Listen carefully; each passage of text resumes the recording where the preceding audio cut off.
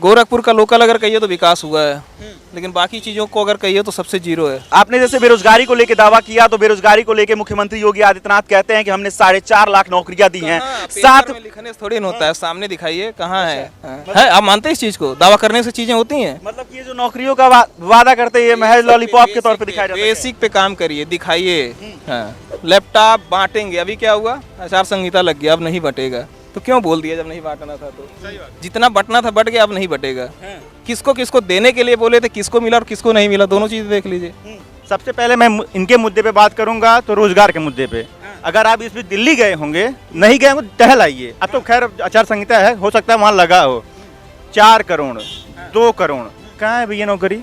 कल मैं माननीय मुख्यमंत्री जी का मैं डिबेट देख रहा था, लल्लन टॉप पे उनका देख रहा था। उसमें उनकी बातों को मैंने सुना, चीजों को गोल मटोल बता रहे हैं। आप लोग कहते हैं कि बेटी बचाओ बेटी पढ़ाओ, किस मुंह से कहते हैं भाई? प्रियंका जी का या माया जी का या अखिलेश जी का या वर्तमान मुख्यमंत्री जी का? तो कहीं न कहीं अखिलेश जी का टॉप पे दिखेंगे।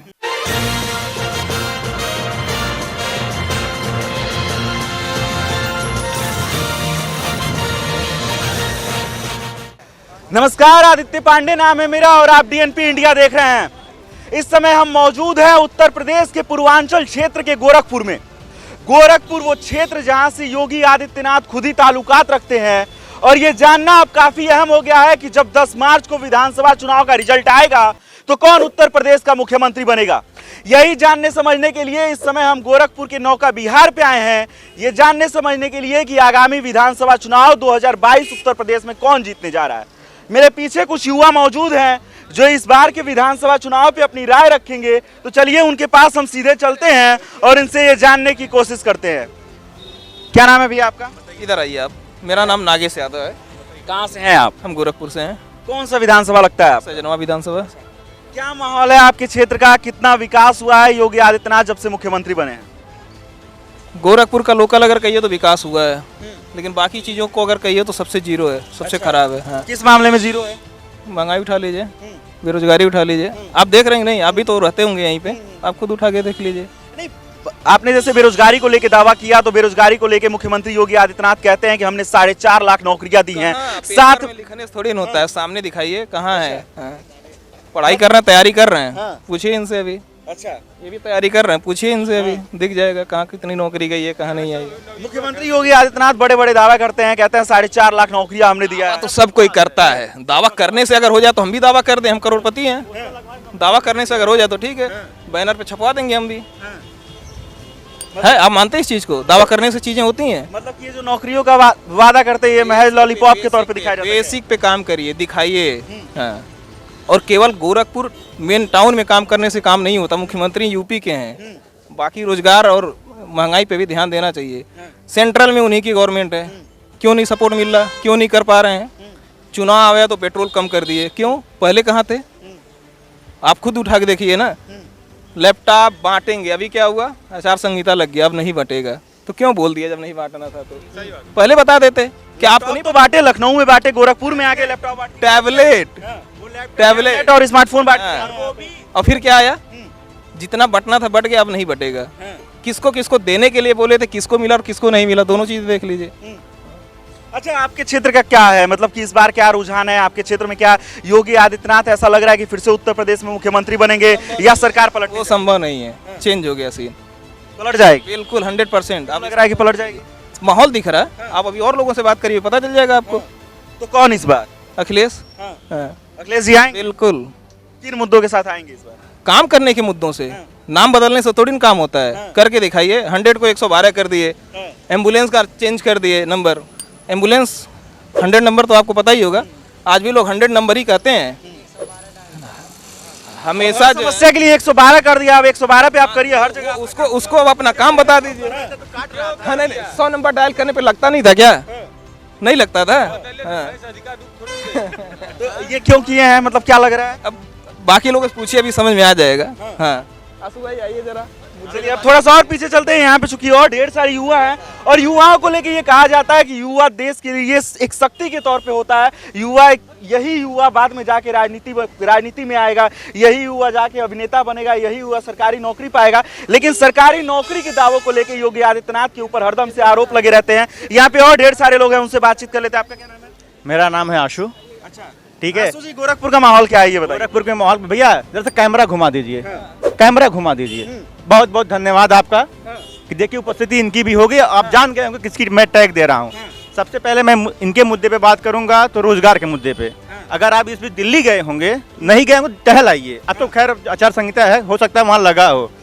4 करोड़ 2 करोड़ कहाँ है भैया नौकरी, कहाँ है?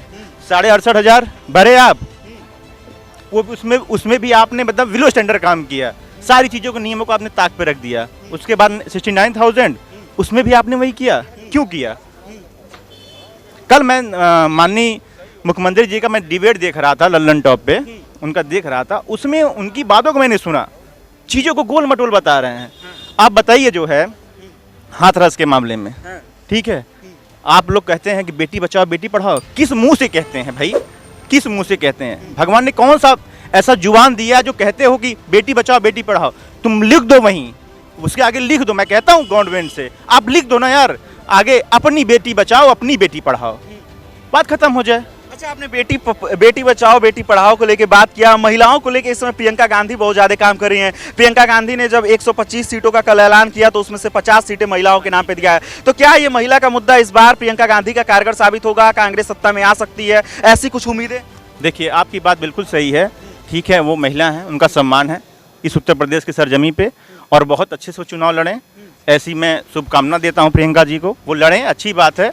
लेकिन जहाँ तक बात अगर आएगी एनालिसिस की, प्रियंका जी का या माया जी का या अखिलेश जी का या वर्तमान मुख्यमंत्री जी का, तो कहीं ना कहीं अखिलेश जी का टॉप पे दिखेंगे।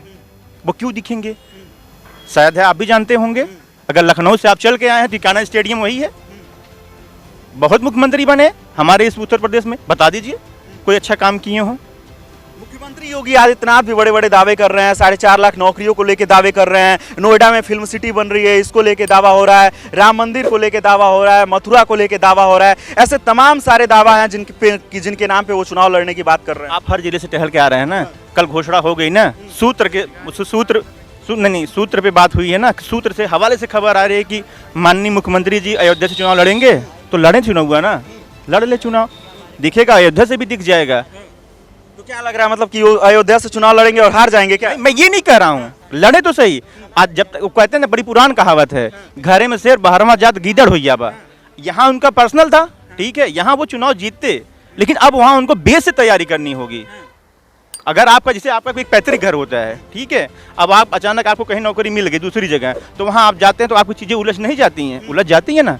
आपको बेस से तैयारी करनी होती है, छत ढूंढनी पड़ती है, लोगों से मिलना पड़ता है। तो मुख्यमंत्री जी के लिए बहुत आसान नहीं होगा अयोध्या से चुनाव लड़ना। और मैं ये भी जानता हूँ, जहाँ तक कल उनके चेहरे से मुझे लग रहा था, ये कहीं ना कहीं उनको दिल्ली से ये दबाव है, क्योंकि उनका अंदर से तो, क्योंकि वो जिस तरीके से वो दे रहे थे अपना प्रेस कॉन्फ्रेंस, वो चमक नहीं थी मुख्यमंत्री जी के चेहरे पे जो रहती थी। हवाई उड़ गई है क्या? इस समय मंत्री भी चेंज हो रहे हैं, दल बदलने में लगे। और धड़ल्ले से बोल रहा, जितने धड़ल्ले से वो बोला करते थे कि जो जैसा जो करे वैसा उसके साथ कर दो, ठोक दो, कल नहीं दिखा, कल बिल्कुल नहीं दिखा। कह रहे हैं नहीं, सारी चीजें कानून के दायरे में होंगी, तो बातें पलट जाती हैं। वो चेहरा बता देता है कि आप कहाँ क्या कर रहे हैं, तो वो सब है।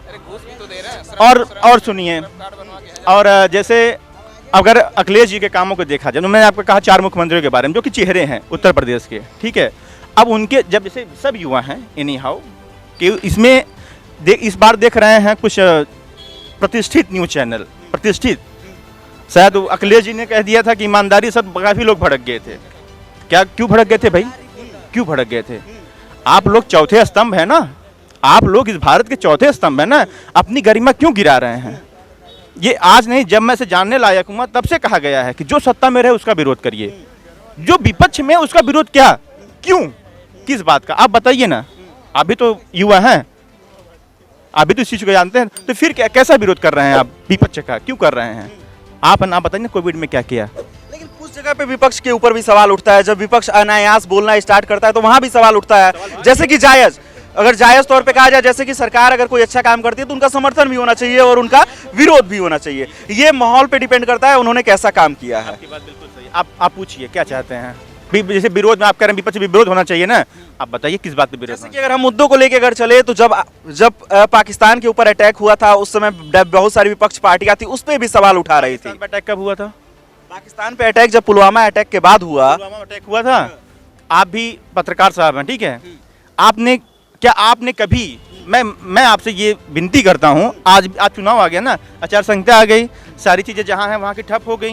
कोई भी, मैं तो कहता हूँ अगर आपको मौका मिल जाए माननीय मुख्यमंत्री जी से ही पूछ बैठिए, भाई वो डबल इंजन की सरकार है, माननीय जो भी कहता है समथिंग हमने भी सुना है, तो आप वो पूछ, अभी आज तक 300 आर्टिकल्स कहाँ से आए इनको नहीं पता चला, नहीं पता चला। बीत गई, पूरा कार्यकाल बीत गया, अभी आज तक जांच में ही हो रही है। उनके परिवार वालों के आपने क्या किया? जितने मर गए शहीद सीआरपीएफ के जवान, क्या किया आपने? है जवाब आपके पास? मतलब कि घर का भेदी लंका ढाया वाली हाल है क्या? आप कह रहे हैं, मैं तो नहीं कह रहा हूँ। चीजों का आपकी बातों से ऐसा लग रहा है। समझिए बातों को, मैं नहीं कह रहा हूँ। मैंने तो कहा कि उसकी जांच होनी चाहिए। ये तो आप कह रहे हैं कि घर का बेदी लंका। अब कौन है घर का बेदी? अब उनको पूछिए ना भाई। ये सब जो हवाइयाँ बतिया रहे हैं, ये बतिया लें, जितना बतियाना है। सब युवा खड़े हैं और सब एकदम साइलेंट हैं, सब एकदम साइलेंट हैं। गोरखपुर के युवाओं के बीच में बेरोजगारी एक बहुत बड़ा मुद्दा है। यहाँ पे और ढेर सारे लोग हैं, इनसे भी बातचीत कर लेते हैं हम। आपका क्या नाम है भैया? अभिजीत पासवान। अच्छा, क्या माहौल है आपके क्षेत्र? समाजवादी यानी तय है, बदलाव तय है। 2022 में अखिलेश यादव जी सुनिश्चित है, उनका आना एकदम कंफर्म है। किन मुद्दों के साथ आएंगे इस बार? 2012 से 2017 तक के जो उन्होंने विकास किया, मेट्रो, वृद्धा पेंशन, एम्बुलेंस, 100 नंबर गाड़ी, सारे चीज, युवाओं का नौकरी, सारे मुद्दे हैं। सारे चीज़ों में अखिलेश यादव जी ने नंबर 1 काम किया है, कोई उनको हटा नहीं सकता है। बाबा योगी आदित्यनाथ के क्षेत्र में ही उनका इतना विरोध नहीं है। बस पत्रकार साहब, आप कह रहे हैं ना उनके एरिया में, मैं कह रहा हूँ पैडलेगंज है इनका, मैं पैडलेगंज सेंटर बना देता हूँ। आप इसके 3 किलोमीटर रेंज में टहल लीजिए, ठीक है? 3 किलोमीटर रेंज में टहल लीजिए और उसके बाद 3 किलोमीटर और छोड़ दीजिए। आप यहीं बिछिया है बगल में, चले जाइए ना। आपको पानी में सड़क मिले तो जो कहीं सो हार जाऊं। बिछिया क्या आप यहाँ, मेरा धर्मशाला, मैं धर्मशाला नहीं है, यहीं चले जाइए आप। ये क्या है? मतलब जो ये जानते हैं क्या? नहीं, दिखना बिकना क्या है यार? इतनी गंदगी दिखेगी तो वो बिकेगी, वो खराब होगी, ठीक है? तो चीजों को केवल आप मुंह से मत कहिए, जमीन पे उतारिए, जमीन पे उतार दीजिए ना। अच्छा, मैं पूर्व मुख्यमंत्री अखिलेश यादव जी का भी सुन रहा था, उन्होंने अपनी बातों में एक जिक्र ये किया कि डायल 100 जो कि 3 देशों से टेक्नोलॉजी लेके बनाई गई, ठीक है?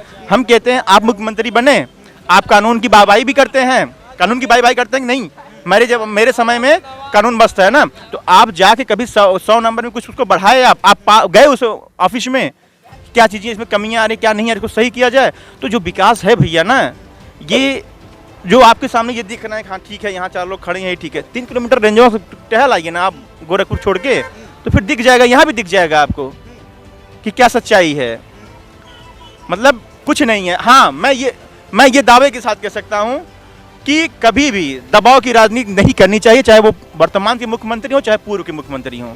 दबाव का पद मत लीजिए, और कहीं न कहीं इसका असर उनके व्यक्तिगत पड़ता है, वो जो कि वर्तमान में पड़ रहा है व्यक्तिगत। तो ऐसा नहीं करना चाहिए। अच्छा, कोई रवि किशन जी की भी बात कर दिए, अब उनका भी सुन लीजिए। किशन जी इस समय गाना गाते हुए दिखाई दे रहे हैं कि जो राम को लाए हैं हम उनको लाएंगे। कह दिए आप, बहुत बहुत धन्यवाद आपका, इस बात के लिए धन्यवाद। उनका काम वही है, गाना ही गाना, उसके आगे कुछ काम नहीं है। वो जनता जनार्दन थी जो उनको चुन ली, ये जनता जनार्दन थी ना, वो थोड़ी नहीं जानती थी कि इसको हम सांसद बना देंगे तो आके बस गाना ही गाएगा। वो तो जनता थी ना, वो तो कुछ और देख के चुनाव उनको वोट दी थी कि ठीक है यार, विकास होगा, अच्छा होगा, चीज़ें बढ़ेंगी, रोजगार मिलेगा, चीज़ें सुधरेंगी, स्वास्थ्य सुधरेगा, शिक्षा सुधरेगी, देश सुधरेगा। लेकिन ऐसा कुछ तो हुआ नहीं। अब आपने रवि किशन जी की बात कर दी है, अब आप बताइए, मैं बहुत हॉट सीट उठाता हूँ आजमगढ़। मैं देखता हूँ आप जैसे सज्जन पत्रकार जो है, अखिलेश जी जब मिलते हैं तो उनसे यही पूछते हैं, आप कोविड में आजमगढ़ क्यों नहीं गए? मैं बहुत सुनता हूँ, सब कहते हैं क्यों नहीं गए। मैं पूछता हूँ क्यों जाएं? उनका क्षेत्र है, उनको जाना चाहिए। आपने बहुत अच्छा कहा ना, तो यहाँ रवि किशन जी कितनी बार आए? आप मुख्यमंत्री थे ना, आप कितनी बार आए? योगी जी तो दावा करते हैं कि कोविड के बीच हमने जो 403 विधानसभाएं हैं सब हमने घूमा है। कौन कहा? योगी आदित्यनाथ जी का दावा है ये। इतने लोग खड़े हैं, सबकी विधानसभा पूछिए आप, अब बता दे कोई कि हाँ हमारी विधानसभा में आए हैं। केवल आप आए हैं, एयरपोर्ट पर उतरे, आप पहुंच गए यहाँ विकास भवन, सॉरी आप डाक बंगले पे, और यहाँ से कह दिए, अब बात आ गए लोग, हाँ भैया मुख्यमंत्री जी आते, ये फैलाने से नहीं होता भाई, उसको जमीन पे दिखाइए ना। मैं आप पर्टिकुलर उनसे पूछते हैं या फिर वरुण जी से पूछते हैं, जो भी हैं सम्मानित लोग, तो वो आपका ये भी तो फर्ज बनता है, आप अपने भी सांसद से पूछिए ना, विधायक से पूछिए कि तुम अपने विधानसभा क्षेत्र, संसदीय क्षेत्र में गए थे कोविड में? कोई नहीं गया था भैया। पत्रकार साहब जो है वो क्लियर है, बिल्कुल कोई नहीं गया। जनता अपनी जान खुद बचाने के लिए उस समय मजबूर थी, जद्दोजहद कर रही थी कि मैं अपनी जान खुद बचा लूं, मरने के लिए छोड़ दिया गया था भाई।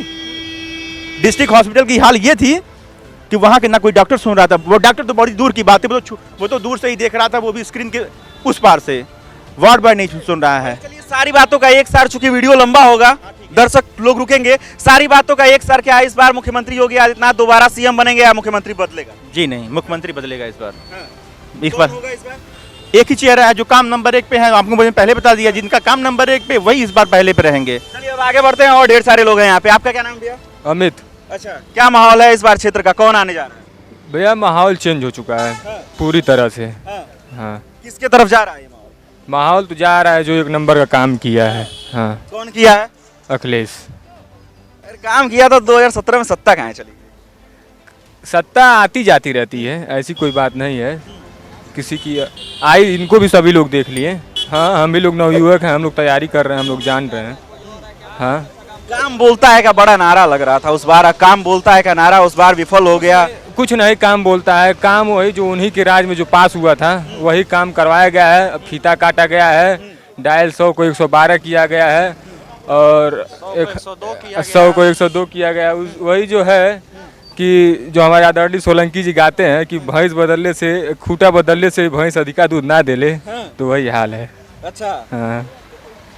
अभी यहाँ पे जितने लोगों से मिले, योगी आदित्यनाथ का क्षेत्र है, लेकिन यहाँ पे योगी आदित्यनाथ का विरोध चल रहा है और समाजवादी पार्टी के को लेके बात चल रही है। ये कहा जा रहा है कि उन्होंने काम किया था और उनको फिर से इस बार उत्तर प्रदेश के सत्ता में लाया जाएगा। यहाँ पे और युवा हैं, उन लोगों से भी बातचीत कर लिया जाता है। किन मुद्दों पे इस बार वोट दिया जाएगा? विकास के मुद्दों पे देते हैं, विकास के मुद्दों पे ही देंगे।